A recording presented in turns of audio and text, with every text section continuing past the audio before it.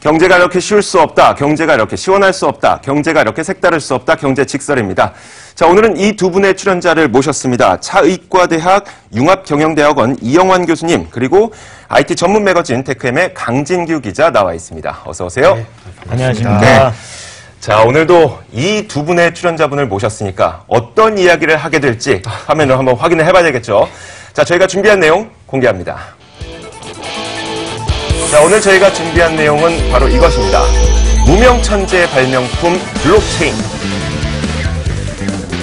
자, 사실 저희가 무명천재 발명품이라고 얘기를 했긴 했지만 누가 발명했는지 그 얘기를 들어보고 싶은 건 아니고 과연 이 블록체인이란 무엇인가, 그리고 요즘 여러 산업에서 정말 궁극의 보안이라고 얘기하면서 이 블록체인을 자신의 기술로 좀 도입하려는 모양새가 나타나고 있는데 그렇죠. 어떤 이득이 있는 것인가, 뭐 이런 것들에 대해서 한번 알아보도록 하겠습니다.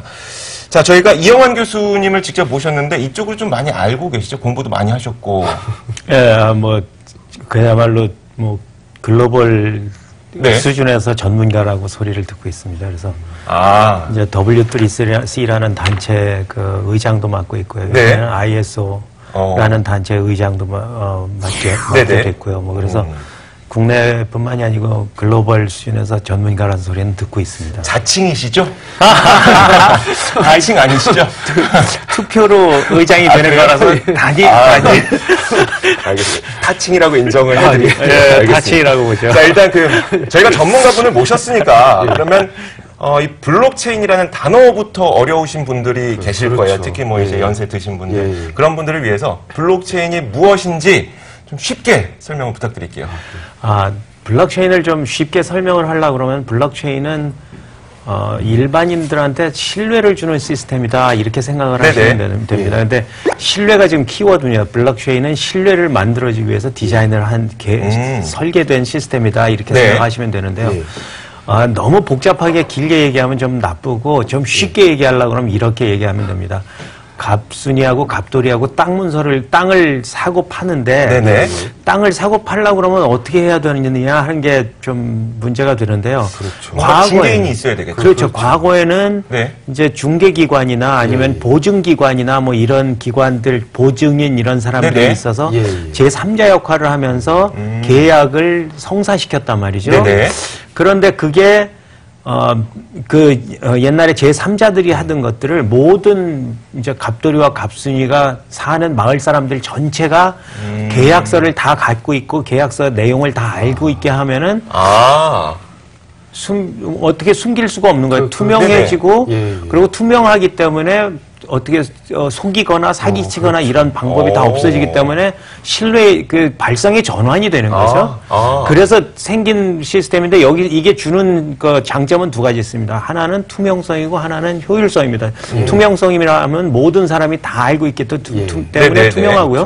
두 번째는 효율성이라 하면 제3의 기관, 중개기관이나 아니면 보증기관이 필요 없기 때문에 그 효율성이 높아지는 겁니다. 여기서 질문을 좀 드리게 되는데, 투명성은 알겠어요. 예를 들어서 갑돌이와 갑순이가 사는 마을에 100명이 살고 있다면, 그 마을에 100명이 살고 있다면 갑돌이와 갑순이가 갖고 있는 이 계약서의 계약서 내용을 100명의 마을 사람들이 다 갖고 있다는 거잖아요. 그렇죠. 그런데 그러니까 투명하긴 한데 그러면 갑돌이와 갑순이는 100명의 마을 사람들에게 자신의 계약서를 다 복사해서 다 갖다 줘야 되잖아요. 다 갖다 줘요. 이게 효율성이 좀 낮다고 보이거든요.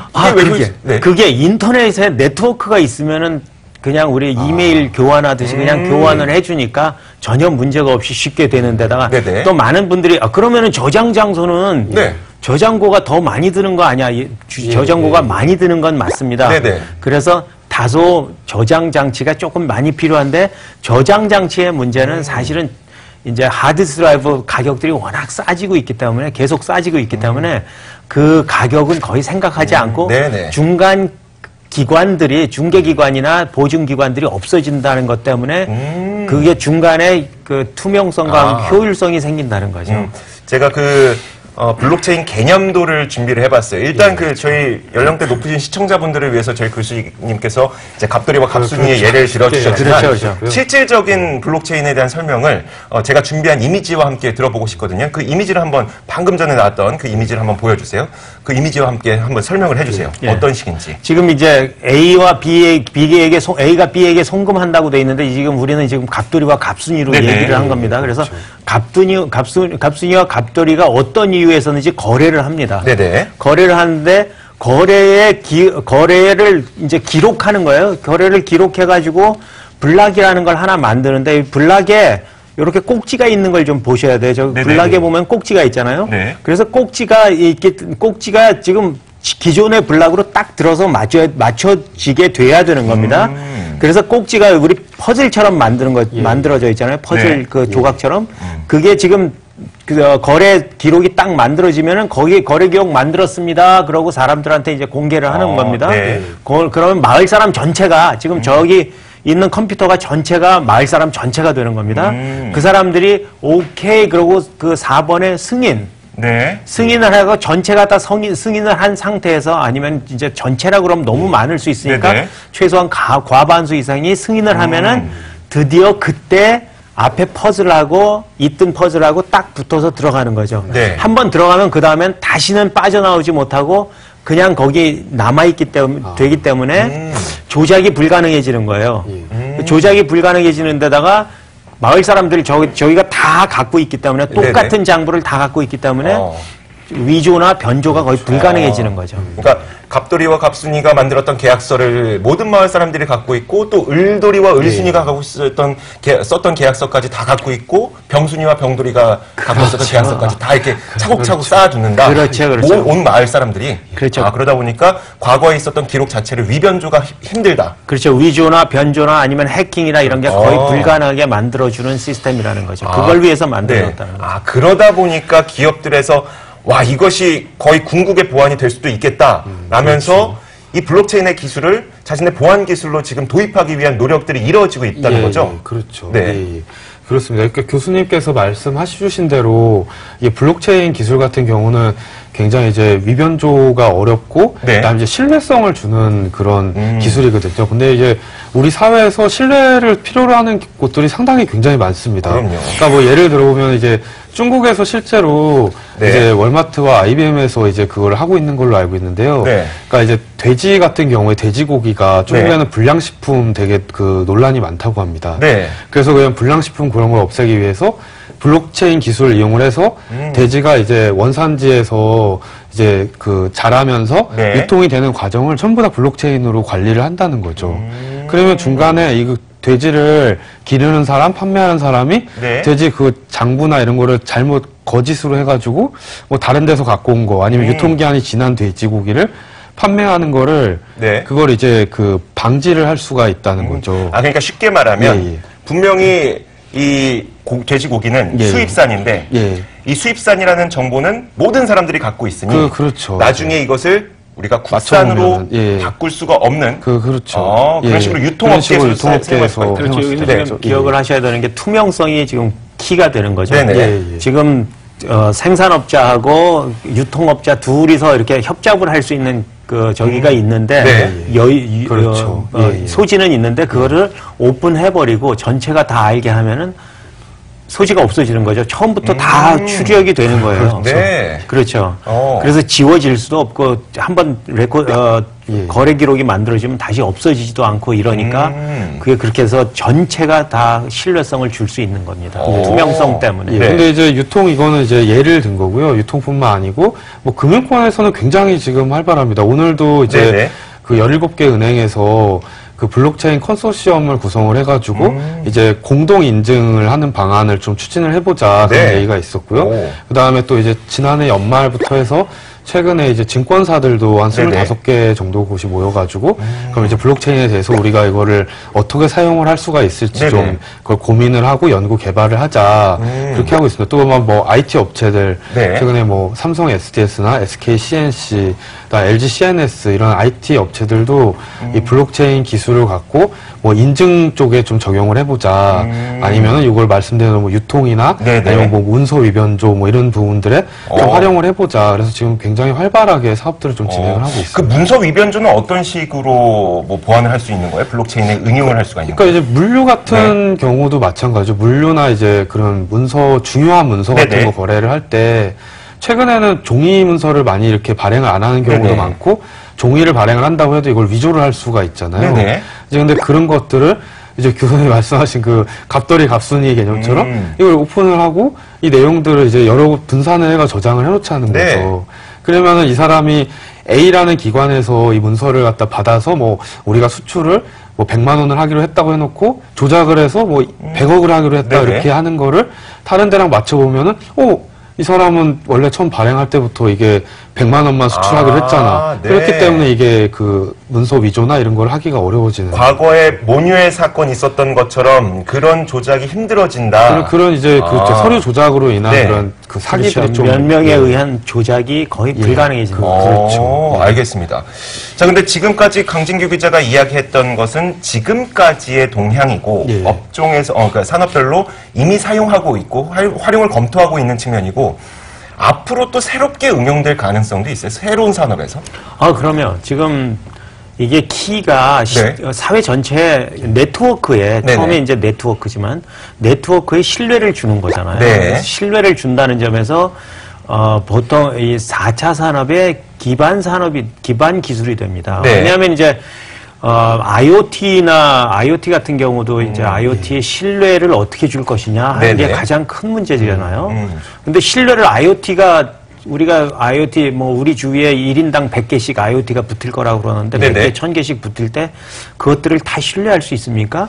우리 냉장고가 나 대신 주문을 하고 뭐 이러는 경우가 생길 텐데 그럼 내가 한 것인지 해커가 침투해서 하는 것인지 구분하기가 어려운 경우가 많이 생기죠. 실제로 미국의 인터넷이 작년 10월 말에 미국 인터넷이 한 반이 동부 인터넷의 반이 그 사용 불가능했던 적이 있었어요. 그게 왜 그러냐면은 우리 보통 CCTV 카메라들 있지 않습니까? CCTV 카메라가 해킹을 당해가지고 그 CCTV 카메라 전 세계에서 15만 대가 미국 네트워크를 공격을 한 거예요. 디도스 공격. 그게 좀비가 돼가지고. 근데 그거 CCTV 카메라 주인들은 그걸 사실을 모르는 거예요. 왜냐면은 조그만 가게, 우리 조그만 편의점에 카메라 네 개 있지 않습니까? 그게 다 컴퓨터거든요. 컴퓨터가 해킹되면 우리 편의점 주인들은 그건 모르거든요. 그래서 IoT 사물 인터넷이 굉장히 뜰 거라고, 굉장히 뭐 엄청난 산업이 될 거라고 얘기하는데 그거 신뢰할 수 있습니까? 이러고 물어볼 때 신뢰할 수 있는 기술이 무엇이냐 하고 물어봐야 되거든요. 블록체인이 그겁니다. 자율주행 자동차도 비슷합니다. 자율주행 자동차도 내가 자율주행을 한다고 자율주행 자동차가 지금 이제 미국에서는 우버가 맥주 배달하고 있고 또 그 유사한 걸로는 아마존이 드론으로 배달하고 있고 이러지 않습니까? 근데 실제로 이제 운전사가 없이 그냥 자율주행을 해주는데 그럴 때 자동차 믿을 수 있습니까? 나 이렇게 물어봐야 되는 거예요. 신뢰할 수 있습니까? 인공지능 믿을 수 있어요? 그 뒤에서 해킹 당하면 그 인공지능 어떻게 할 건데요? 인공지능이 주는 저 정보를 믿을 수 있어야 되는데 믿을 방법이 없어지면 어떡할 겁니까? 할 때 저기가 블록체인이 굉장히 강력한 기반 기술의 후보가 될 거다 이렇게 생각을 하는 게 우리가 미래에 사용하게 될 대형 시스템이라든지 혹은 대형 플랫폼에서 어떤 해킹 사건이 발생하게 될 경우 우리에게 미치는 영향은 극도로 커질 수가 있으니 이것을 보호하는 차원에서 블록체인이 굉장히 유용할 수가 있다는 거죠. 그렇죠. 이제 4차 산업의 기반 기술로 제공이 될 뿐만 아니고 사실은 우리 사회 전체의 신뢰를 제공하는 시스템으로도 사용될 수 있습니다. 가령 예컨대 이제 부동산 아까 부동산 거래를 얘기했는데 우리 등기 시스템 쓰고 이러지 않습니까? 사실은 부동산 등기나 이런 것들도 사실은 전자화를 하면은 전자화가 다소 돼 있습니다. 근데 그 전자화를 해서 할 때 실제로 그러면은 그 뒤에 들어가는 그 등기 시스템에 신뢰는 누가 만들어줄 거야 하면은 국가적으로 블록체인을 만들어서 넣어주면은 사회적으로 사실은 그런 게 가능합니다. 오프라인 많은 것들이 그렇게 쓰이고 호주 같은 데는 정당이 만들어져 갖고 블록체인 당이라는 게 만들어졌어요. 그래갖고 뭐 하는 당이에요? 블록체인 갖고 투표하자는 거예요. 블록체인 갖고 투표를 해갖고 블록체인으로 정치를 하자는 건데 실제로 투표를 할 때 우리나라 투표할 때마다 부정 투표 시기가 나지 않습니까? 그거를 없애줄 수가 있어요. 신뢰를. 왜냐하면은 모든 사람들이 다 자기 표가 어떻게 카운트 됐는지를 다 까볼 수가 있는 거예요. 물론 이제 거기에는 조금 더 이제 저기가 좀 있어야 되긴 합니다. 그 보호 장치가 조금 있어야 됩니다. 왜냐하면 이제 투표자들의 익명성이 제공이 지금 거기까지는 제공되기가 쉽지는 않거든요. 그래서. 와, 저희가 그 교수님을 괜히 이 자리에 앉혔다는 생각이 드는 게 그냥 TV 하나 놓고 옆에다가 이제 칠판 하나 놓고 1시간 정도 드리면 그냥 강의하실 것 같은데. 제가 아까 타천이라고. 타칭 맞으시네요. 타칭 맞습니다. 알겠습니다. 저희가 이야기를 좀 넘어가고 계속 이야기가 좀 지체가 되고 있어서. 그러면은, 블록체인이 이 시스템을 보호할 수 있는 그리고 시스템의 신뢰도를 높여줄 수 있는 굉장히 좋은 역할을 할 수 있긴 있을 것 같은데 그러면 그것이 사실 시스템은 공급자 측면이고 우리가 사용하는 것은 이제 수요자 측면인데 우리는 이 공인인증서라는 걸 사용하잖아요. 그냥 공급자 영역과 수요자 영역이 지금 다른 상태인데 이 공인인증서를 대체할 수가 있을까요? 그건 저희가 기자님이 대답하는 걸로 돼 있는데 제가 설명을 드리면요. 공인인증서 기술이 그리 나쁜 기술은 아닙니다. 사실은 설계도 잘 됐고 잘 만들어졌는데 우리가 쓰는 공인인증서의 문제점은 액티브엑스라는 것에 그 컨테이너가 돼서 그걸 사용해서 사용했기 때문에 엄청난 불편함을 줬어요. 그런데 이제 그래서 블록체인 공인인증서의 문제는 그 설계의 잘못은 아니었지만 그렇게 만들어지면서 또 그 시스템 자체가 독점화되면서 진화해갖고 새로운 기술을 발달하지 못했어요. 근데 블록체인은 또 어떤 기술이냐면 그걸 대체는 할 수 있지만 지금 공인증서보다 크게 더 나은 시스템이라고 할 수는 없다 이렇게 얘기 드릴 수가 있어요.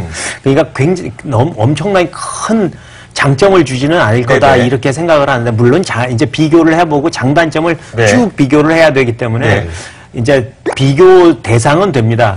그런데 이제 그 공인증서는 대체는 할 수 있지만 공인증서의 경험은 우리가 15년간의 경험이 있기 때문에 그렇게 공인증서 없애는 게 좋은 거는 아니고 공인증서에 또 유사한 하나의 대체 기술로서 제공되는 게 맞다고 봅니다. 그러니까 좀 부연 설명을 드리면 저희가 이제 그 방송 들어오기 전에 간략하게 한 5분 정도 교수님과 이제 공인증서 문제를 좀 토론을 간략하게 했거든요. 근데 교수님도 이제 말씀을 하셨는데 그때 교수님 지금 말씀하신 게 그겁니다. 그러니까 중요한 게 이제 그 블록체인이 공인인증서 기존에 있던 기술을 대체할 수도 있고 보완할 수도 있고 굉장히 좋은 기술인 건 맞습니다. 그러니까 이것도 많이 써야지 되는 거고. 그런데 이게 좋다고 해서 이 공인인증서를 다 뭐 죽이거나 없앨 필요는 없다는 거죠. 그럼 또 다른 이게 공인인증서처럼 독점 기술이 될 수가 있으니까 그러니까 차라리 공인인증서도 쓰고 발전을 시키고 거기서 또 블록체인도 발전을 시키고 이것도 쓰고 같이 이제 공존을 하면서 서로 경쟁하고 더 좋은 기술을 발전을 해가야 된다는 말씀이시죠. 알겠습니다. 저희가 지금까지는 그 블록체인이 갖고 있는 장점에 대해서 이야기를 해봤는데 사실 저는 블록체인에 대해 공부를 하면서 여기도 분명 한계점은 있다라는 걸 느꼈어요. 뭐냐면 예를 들어서 갑돌이와 갑순이 말씀하셨잖아요. 근데 제가 갑돌이에요. 근데 어떤 나쁜 놈이 저처럼 변장을 한 거예요. 그렇죠. 갑돌이가 돼버린 거예요. 그래서 갑순이와 계약을 했어요. 그리고 그 계약서를 모든 사람들과 공유를 했어요. 하지만 이것은 블록체인 상에서, 그러니까 마을 사람들 모두 다 나를 갑돌이로 생각하고 있기 때문에, 해커인데 갑돌이를 생각하고 있기 때문에 그 부분은 못 막는 거잖아요. 아니에요. 딱히 그렇지는 않은데 네. 그게 그렇게 하는 게 쉽지만은 않은데 그 유사한 케이스는 사실은 네. 더블 스pen딩이라는 케이스가 있습니다. 네. 그래서 더블 스pen딩 케이스는 사실은 설계된 거기 때문에 어떻게 바꿀 수 없는 부분인데 뭐냐면 이중 지불을 하는 거예요. 내가 여기 가서 갑돌이한테 내가 이거 땅이 있으니까 갑돌이한테 100코인을 받고 네. 100만 원을 받고 을돌이한테 100만 원 받고 동시에 받아버리는 거예요. 동시에 받아버리면 네. 블럭이 만들어질 때 블럭이 비트코인 같은 경우는 매 10분마다 만들어지거든요. 네네. 그래서 10분 이내에 2번만 사용하면은 블럭이 2개를 만들어서 2번 지불을 할 수 있다. 이런 문제가 있는 거예요. 네네.